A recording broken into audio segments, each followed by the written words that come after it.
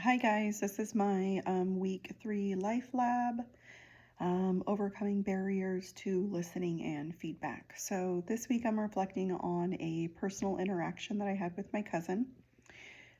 She is currently going through a very emotional and stressful situation involving her son, who just turned 18 and he's facing some legal challenges. He also has a new baby.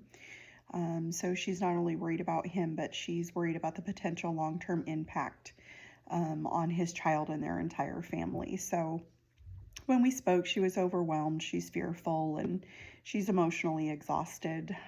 So going into the conversation, I knew it was going to require intentional listening. I quickly realized, though, that several barriers to effective listening on my part. So one of the barriers that I noticed was problem solving.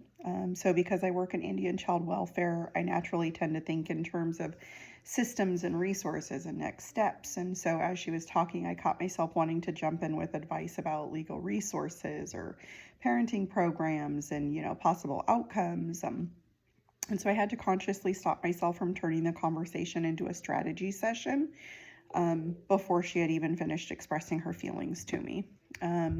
Another barrier that I noticed is that I was preparing my answer. So while she was sharing her fears, part of my mind was already starting to form responses, reassurances that I could offer, what encouragement was going to be sounding appropriate. And so in chapter 5, we learned that when we rehearse our responses instead of fully listening, we miss emotional cues. And so I realized that I was at risk of, listening for facts only and the charges and the timeline and the consequences rather than actually listening for the fear and the grief, excuse me, within her words. So I also noticed how easy it was to minimize her feelings unintentionally. So from a professional standpoint, I've seen difficult cases before, and and I could have thought, oh, the situation could be worse, or oh, there's resources available for that. But minimizing even silently and unintentionally can communicate that someone's pain isn't valid. And so chapter 5 emphasized empathetic listening, which requires suspending your judgment and fully acknowledging emotion.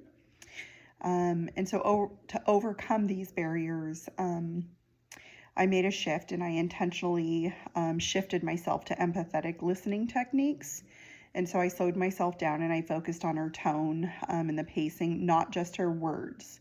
I tried to pay attention to like nonverbal cues, like if her voice was shaking or maybe she was, taking some long pauses, moments, when it seemed like maybe she was struggling to speak. And so instead of offering solutions, I reflected her feelings back to her. And so I said things like, it sounds like you're not scared just for him, but you're scared for his baby too.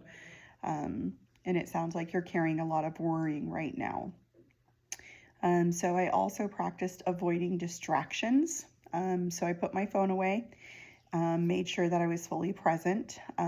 Excuse me. And in chapter 5, it highlights that listening isn't passive, but it requires active engagement. So instead of filling the silence, I allowed for the pauses to happen. And I think that gave her space to process and to share more deeply with me, rather than trying to fill the silence and trying to interrupt. So when she did ask me for advice, I shifted into constructive feedback more carefully.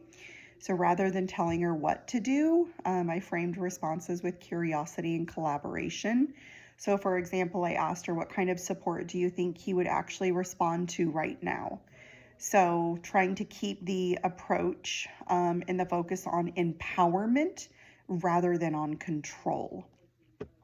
So the outcome of the conversation I feel like was meaningful. She expressed, feeling heard and thanked me for just listening to her, and being able to confide in me with, confidential things that were going on. I don't think that I solved anything for her, and I don't really know that was the goal of the, the conversation when she, asked to talk to me. But I do feel like the conversation fostered trust and emotional relief for her. And it enforced that sometimes the most supportive response is not information, it's just being present. And so I feel like this experience reinforced that overcoming listening barriers is something that we need to practice on the daily, especially in high emotion situations.